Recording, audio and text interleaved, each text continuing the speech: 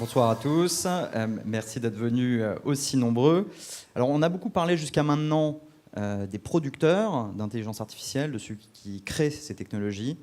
Je vais me faire maintenant la voix un petit peu des consommateurs et les marques sont une des industries les mieux placées pour en être les clients.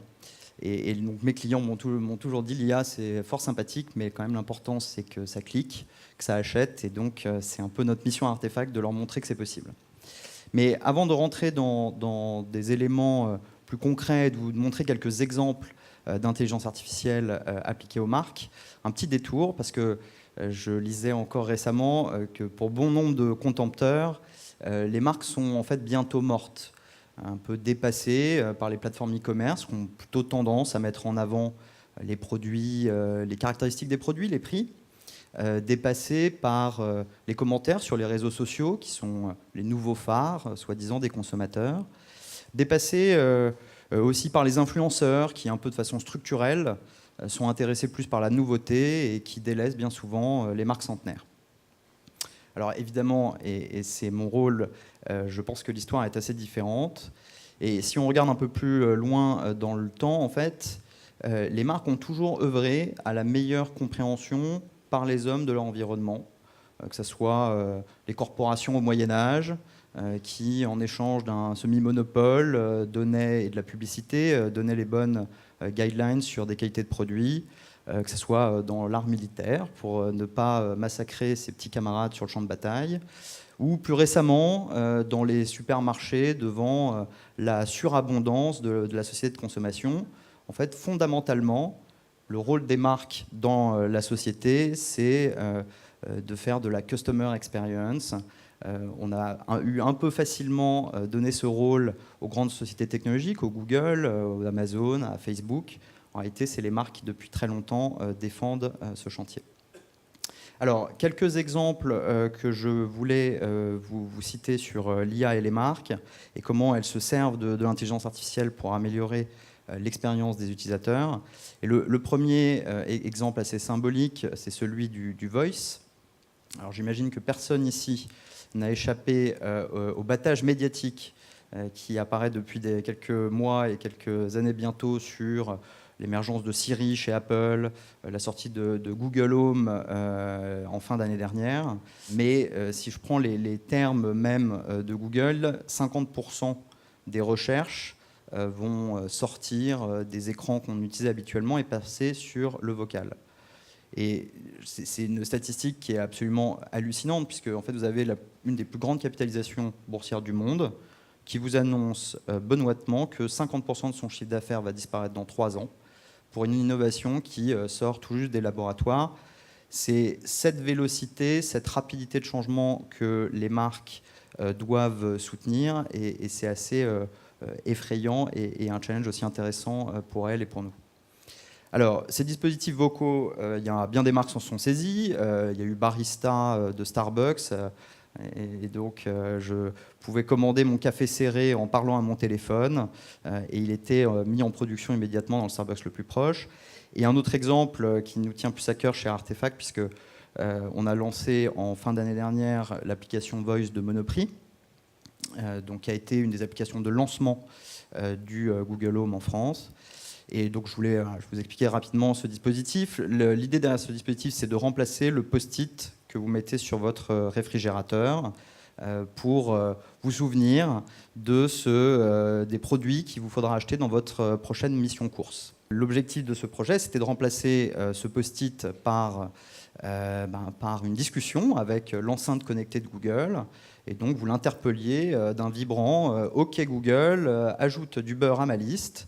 Et l'application de vous répondre en vous proposant la plaquette de beurre qui correspond le plus à vos goûts. Alors, dans des dispositifs de cette nature, il y a 2 enjeux en fait quand on est une marque, quand on est Monoprix en l'occurrence. Le premier, c'est celui de la pertinence. Finalement, c'est le grand changement pour la grande consommation, la grande distribution. Je ne peux plus montrer mes centaines de références comme je le fais dans un supermarché, et d'ailleurs comme je le fais de façon très identique dans l'e-commerce. Il faut que je dise immédiatement à mon consommateur le produit qui lui correspond en allant chercher dans son historique ou en étant un peu plus malin et en lui suggérant peut-être une tablette de beurre allégé si, comme moi, vous n'avez pas ouvert depuis très longtemps votre application de running. Donc, le sujet de la personnalisation qui revient au centre, le sujet des marques conversationnelles. J'ai coutume de dire très souvent que le meilleur des marketeurs, c'est le vendeur, c'est celui qui initie une conversation avec son client. Deuxième enjeu, c'est comment rester une marque quand vous parlez à une petite boîte en plastique. Et c'est effectivement très compliqué, vous n'avez plus d'image, vous n'avez pas le beau magasin dans lequel vous êtes, les produits mis bien en avant, les rayons bien achalandés pour vous distinguer. Et donc l'enjeu de ces nouvelles technologies, c'est aussi de dire comment je reste créatif, comment je reste différenciant. Et donc avec Monoprix, on a beaucoup travaillé sur comment faire passer la tonalité, l'esprit un peu facétieux de Monoprix par la voix. Et donc, quand vous dites à Monoprix sur Google Home de rajouter des bananes, il vous répond ce serait évidemment banane d'oublier ça. Et toutes sortes d'autres petites blagues qui ont été mises au point par nos équipes créatives. Donc, c'est un exemple, le Voice. J'aurais pu vous en raconter des tonnes d'autres, mais il y a un compteur très, très stressant qui me regarde méchamment en me disant que c'est bientôt terminé. J'aurais pu parler de l'image. Avec la reconnaissance virtuelle, la reconnaissance des produits. Par exemple, Samsung a lancé dans Bixby, vous prenez en photo une paire de chaussures, il vous reconnaît quelle est cette marque et il vous dit où l'acheter, soit en e-commerce, soit au plus proche. On aurait pu parler de personnalisation des parcours clients, on aurait pu parler de performance, d'optimisation. Mais en fait, le grand message, c'est de se dire, finalement, ces technologies, elles sont là, elles sont disponibles, et les marques n'ont pas trop su les utiliser jusqu'à maintenant. Et d'ailleurs, en fait, elles n'ont tellement pas su les utiliser qu'elles se sont fait dépasser en tant que marque par les GAFA. Et quand vous interrogez l'homme de la rue, il ne répond plus Coca-Cola, Nike, Louis Vuitton comme ses marques préférées. Il répond Google, Amazon, Facebook. Ce sont devenus des marques en utilisant la technologie. Pourquoi ?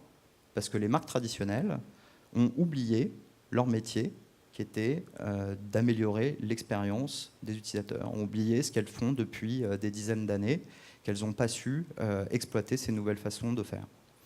Alors, nous, on a créé Artefact exactement pour ça.